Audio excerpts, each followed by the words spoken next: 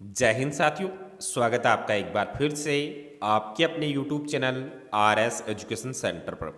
साथियों, सेशन रहने वाला है RPSC EO RO भर्ती के लिए। पार्ट बी की जो MCQ हैं उनकी सीरीज जो हमने स्टार्ट कर रखी है, उसमें कुछ और इम्पोर्टेंट क्वेश्चन इस सेशन में हम ऐड करने वाले हैं जो परीक्षा की दृष्टि से आपके लिए महत्वपूर्ण साबित होंगे।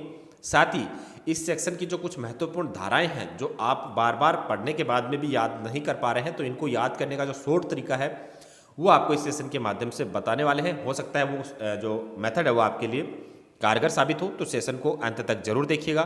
और अगर चैनल पर पहली बार विजिट कर रहे हैं तो चैनल को सब्सक्राइब जरूर कर लें ताकि कंपटीशन एग्जाम से संबंधित हर ऑथेंटिक न्यूज आपको सबसे पहले मिल सके। तो स्टार्ट करते हैं इस सेशन को, जिसमें सबसे पहला क्वेश्चन है, राजस्थान नगरपालिका अधिनियम 2009 का विस्तार कहां तक है? संपूर्ण राज्य में, राजस्थान के कुछ जिलों में, छावनी क्षेत्र को छोड़कर शेष राजस्थान में, या फिर उपयुक्त सभी?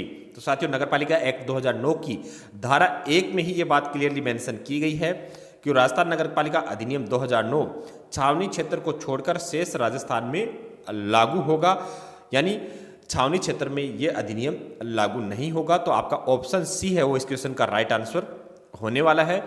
देखते हैं नेक्स्ट क्वेश्चन, यदि कोई क्षेत्र नगरपालिका ना रहे तो नगरपालिका निधि और संपत्ति संबंधी अधिकार किसमें निहित हो जाएंगे? मान लीजिए किसी नगरपालिका का विघटन हो जाता है तो उसकी निधि और संपत्ति संबंधी अधिकार किसमें निहित होंगे? तो नगरपालिका अधिनियम 2009 की धारा 3 में यह बात क्लियरली मेंशन कर रखी है कि ऐसी नगरपालिका के जो निधि और संपत्ति संबंधी अधिकार हैं ये साथियों राज्य सरकार में निहित हो जाएंगे।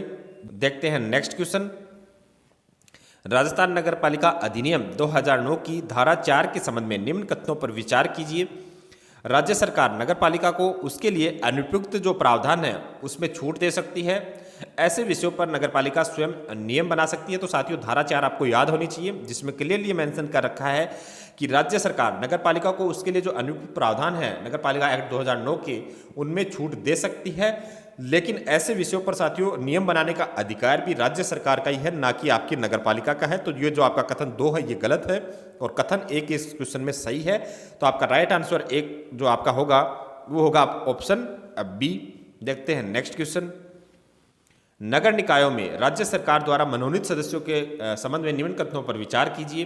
पहला कथन है, नगर पालिका बोर्ड में 6, नगर परिषद में 8 और नगर निगम में 12 सदस्यों को राज्य सरकार मनोनीत कर सकती है। एक दिव्यांग व्यक्ति को भी मनोनयन अनिवार्य होगा। मनोनीत सदस्यों को राज्य सरकार कभी भी हटा सकती है। मनोनीत सदस्यों को नगरपालिका की बैठकों में मत देने का अधिकार होता है। तो साथियों, इस एक्ट की जो धारा 6 है जिसमें नगरपालिका की संरचना के बारे में बताया गया है कि राज्य सरकार नगरपालिका में 6, नगर परिषद में 8 और नगर निगम में 12 सदस्यों का मनोनयन कर सकती है। तो आपका कथन 1 सही होगा और इनमें से एक दिव्यांग व्यक्ति का भी मनोनयन यहाँ पर साथियों अनिवार्य होगा। तो ये भी कथन 2 आपका सही है। और मनोनीत सदस्यों को राज्य सरकार कभी भी हटा सकती है, ये भी आपका राइट कथन है। लेकिन जो आपका चौथा कथन है कि मनोनीत सदस्यों को नगरपालिका की बैठकों में मत का अधिकार होता है, ये साथियों आपका गलत कथन है। तो यहाँ पर आपके ऑप्शन ए है जिसमें कथन 1, 2, 3 ये तीनों सही हैं। इसके अलावा जो चौथा कथन है वो आपका गलत है। बात करते हैं अगले क्वेश्चन की, जिसमें आपसे पूछा गया है, निर्वाचक नामावली में शामिल होने के लिए अहर्ताओं एवं निहर्ताओं से संबंधित धारा कौन सी है? तो यहाँ पर ऑप्शंस हैं आपके 10 एवं 11, 25 एवं 26, 31 एवं 32, 13 एवं 14। तो जो साथियों इस एक्ट की सेक्शन 13 और 14 है, इसमें आपका नाम निर्वाचक नामावली में ऐड होने के लिए 13 में अहर्ता और 14 में निहर्ताओं के बारे में बताया गया है कि निर्वाचक नामावली में ऐड होने के लिए आपको अहर्ताएं क्या क्या चाहिए कि आपका जो एज है वो न्यूनतम 18 वर्ष होना चाहिए, साथ ही आप भारत के नागरिक होने चाहिए। और जैसे 14 में बताया गया है कुछ निहर्ताओं के बारे में कि अगर आप भारत के नागरिक नहीं है तो आपका नाम निर्वाचक नामावली में ऐड नहीं होगा। साथ ही अगर मान लीजिए आपके ऊपर कोई केस चल रहा है जिसमें आपको 5 साल से ज़्यादा का यहाँ पर सजा का प्रावधान है तो फिर आपका नाम उसमें ऐड नहीं होगा। मान लीजिए कि हो सकता है कि आपने कोई भ्रष्ट आचरण कर रखा हो निर्वाचन में, तो उसमें भी आपका नाम नहीं ऐड होगा। इस प्रकार की कुछ निहर्ताओं के बारे में बताया गया है। देखते हैं नेक्स्ट क्वेश्चन, किस धारा में कुछ स्थानों पर निर्वाचन के लिए अहर्ता के संबंध में विशेष उपबंध किए गए हैं? तो साथियों जो धारा 21 है आपकी, उसमें तो बताया गया है कि नगर पालिका का जो सदस्य बनने के लिए आपको अर्हताएं क्या क्या चाहिए उसके बारे में बताया गया है कि आपकी न्यूनतम एज है वो 21 वर्ष होनी चाहिए। इस प्रकार कुछ अर्हताओं के बारे में बताया गया है। लेकिन जो सेक्शन 21A है उसमें कुछ विशेष स्थानों के लिए विशेष उपबंध किए गए हैं, उसी के बारे में आपसे पूछा गया है कि कुछ स्थानों पर निर्वाचन के लिए अर्हता के संबंध में विशेष उपबंध किस सेक्शन में किए गए हैं, तो वो धारा 21A के अंतर्गत किए गए हैं। देखते हैं नेक्स्ट क्वेश्चन। मतदान के अधिकार के संबंध में निम्न कथनों पर विचार कीजिए। वार्ड की निर्वाचक नामावली में रजिस्ट्रीकृत प्रत्येक व्यक्ति मतदान का अधिकार धारण करता है। धारा 14 के अंतर्गत निहित व्यक्ति मतदान नहीं कर सकता है। एक से अधिक वार्ड में एक से अधिक मतदान नहीं किया जा सकता है। तो साथियों जो सेक्शन 25 है आपका, जहां पर मतदान का अधिकार आपका दिया गया है, तो उसमें क्लियरली मेंशन है कि वार्ड की निर्वाचक नामावली में अगर आपका नाम ऐड है तो फिर आप मतदान करने के अधिकार धारण करते हैं। बिल्कुल ये राइट है। साथ ही जो सेक्शन 14 है, जिसमें मैंने आपको पहले भी बताया कि इसके अंतर्गत निहित व्यक्ति मतदान नहीं कर सकता है। साथ ही आप एक से अधिक वार्ड में मतदान नहीं कर पाएंगे, यानी जिस वार्ड में आपका नाम निर्वाचक नामावली में ऐड है वहीं पर आप मत कर पाएंगे। साथ ही आप एक ही वोट डाल पाएंगे, ये भी आपके इस सेक्शन में क्लियरली मेंशन किया गया है। तो यहाँ पर आपके तीनों ही साथियों कथन सही हैं। तो कथन 1, 2, 3 तीनों सही हैं। ऑप्शन डी आपका इस क्वेश्चन का राइट आंसर होगा। साथियों आपको इस क्लास की PDF हमारे Telegram channel RS education centre पर आपको आंसर सहित उपलब्ध करवा दी जाएगी। तो आप Telegram channel RS education centre जरूर ज्वाइन कर लें। देखते हैं नेक्स्ट क्वेश्चन, जिसमें आपसे पूछा गया है कौन सी धारा भूमिगत उपयोगिता हेतु राज्य सरकार के मार्ग अधिकार से संबंधित है। ऑप्शंस हैं आपके धारा 194, धारा 184, धारा 187 और धारा 196।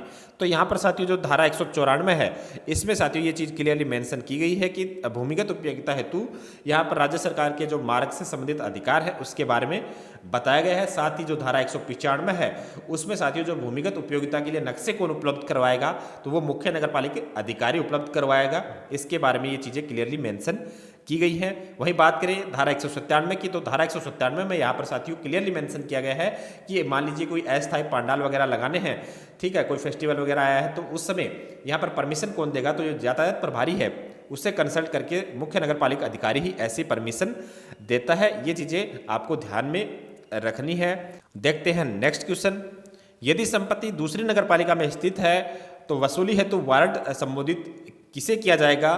तो यहाँ पर मान लीजिए किसी व्यक्ति के नाम से वारंट जारी किया जाना है, ठीक है, और उसकी संपत्ति किसी दूसरी नगर पालिका में स्थित है, तो वहाँ पर वारंट किसके नाम से जारी किया जाएगा। तो जो दूसरी नगर पालिका है उसके मुख्य नगर पालिका अधिकारी या फिर वहाँ के तहसीलदार के नाम से साथियों ये वारंट जारी किया जाएगा। और वो नगर पालिका पर्टिकुलर आदमी से यहाँ पर साथियों पैसा यहाँ पर वसूल करके जो संबंधित नगर पालिका है वहाँ पर साथियों पैसा ट्रांसफर करेगी। ये चीज़ भी क्लियरली मेंशन की गई है। इस एक्ट की धारा 135 में ये बात आपकी मेंशन की गई है, जो कि आपको ध्यान में रखना है।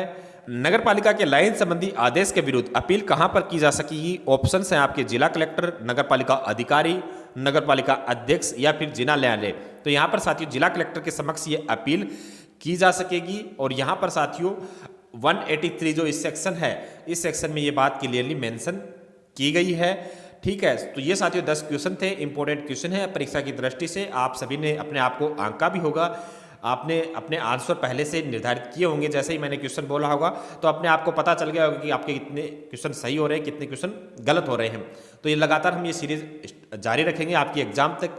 इसके अलावा बात करें साथियों कि आपको ये सेक्शन याद कैसे करने हैं। देखिए याद करने का सबसे जो शॉर्ट एंड स्वीट रास्ता मैं आपको बताने जा रहा हूँ, आप उस रास्ते पर अगर चलेंगे तो बिल्कुल साथियों देखिए कारगर होने वाले हैं। याद तो आपको ही करना है। पहली बात यह है कि कोई चिप आपके दिमाग में नहीं डाली जाएगी, याद आपको ही करना है।